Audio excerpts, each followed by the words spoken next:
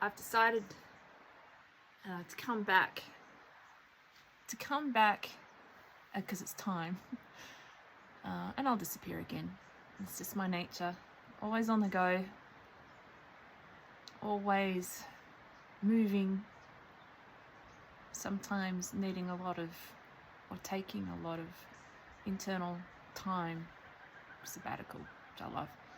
Anyway, I've decided to just allow myself to ramble. I'm going to call this mystical ramblings. Currently right now I'm up in the high country, so you'll hear the river, the Jamison River in the background. The kookaburras are very vocal today. I love kookaburras. I'm in Jamison in the high country in Victoria, Australia. For winter, staying here for winter, hence why I'm rugged up.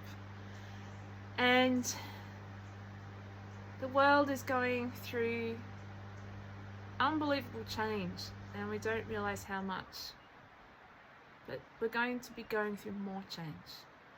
There's a lot coming, and it's not going to be for 6 months or 12 months.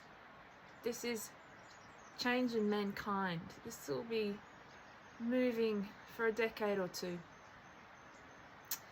So for me, in whatever way I can help with that, mysticism, spirituality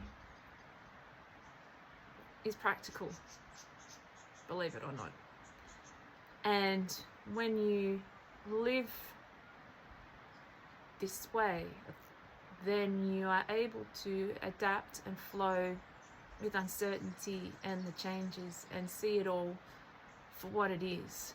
So I want to help with that. And my goal, of course, will be in this whole new setup, the way society is moving, to establish that. And I'll reveal more of that as time goes on. But you know, I have a Sangha.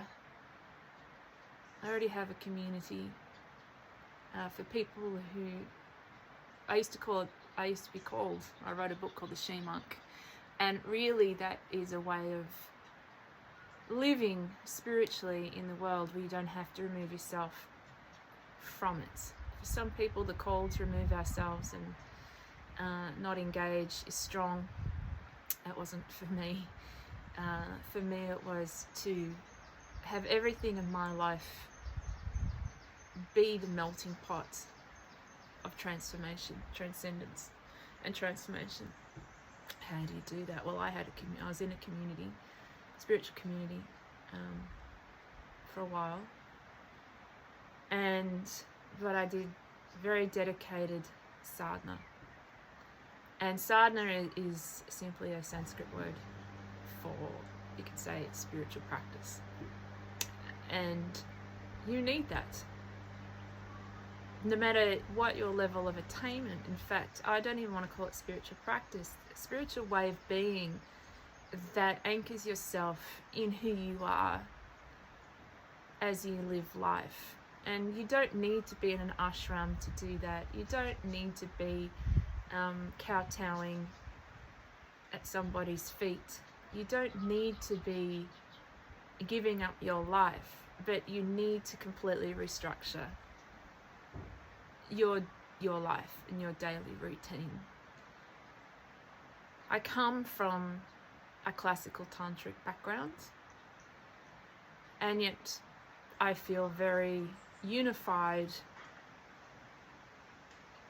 in my roots and my heritage and what came through for me. I didn't go looking for that tantric background, it found me. So the teachings, no matter what they are, are all universal, whatever culture they started in. We're very fortunate now that great wisdom, great ceremony, great technique, great ritual, great potential for energy work, great energy work is available to us all. And so for me, it's been emerging. One of my teachings is okayness. learning to be okay with things, not fighting against things. There is a greater karma for the world, and then for us as individuals. And the amount that we attach and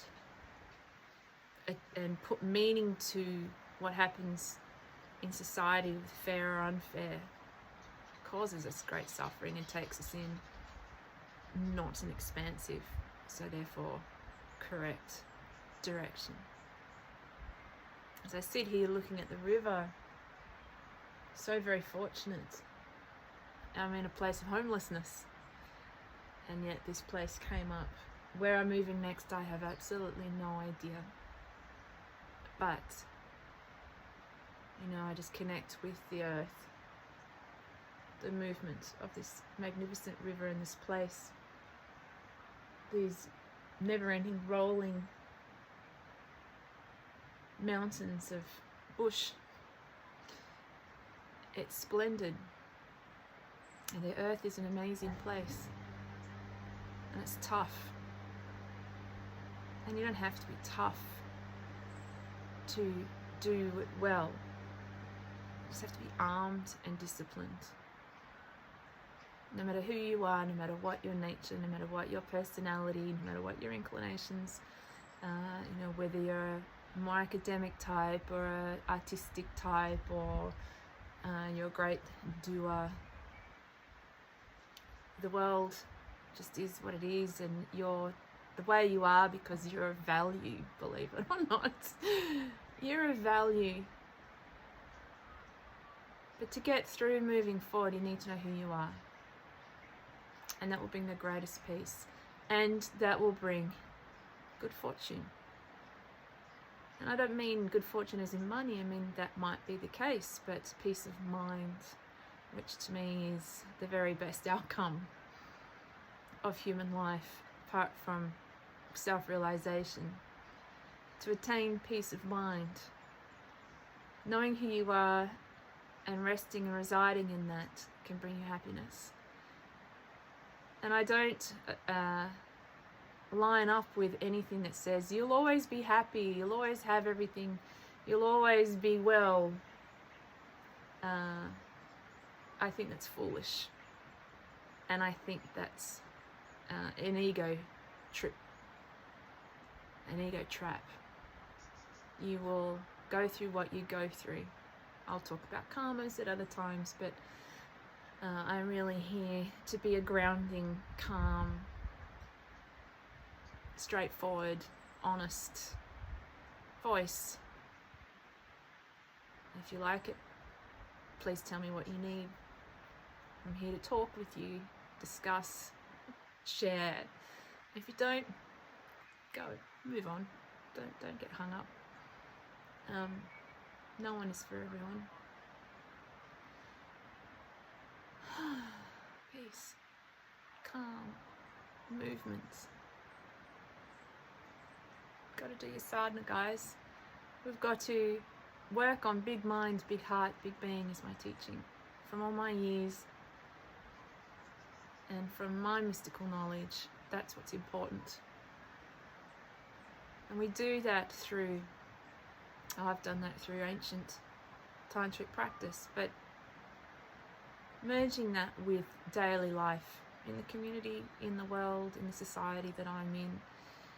It's private what you do for your spirituality, and yet the goal is to merge it with your life, and you could say sanctify your life, and be one with everyone. Don't be better or less than, just be big heart, big mind, big being. You can do it.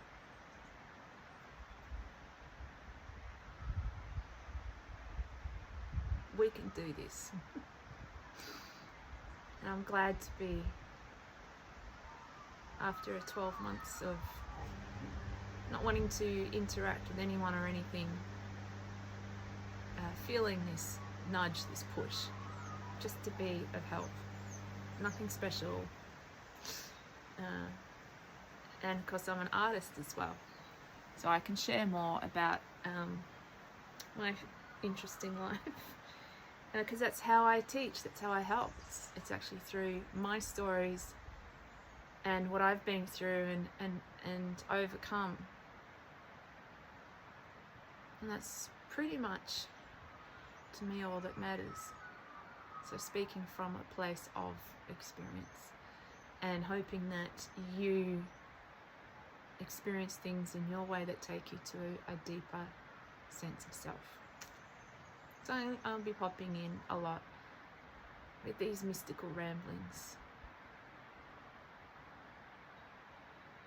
Very nice to be with you.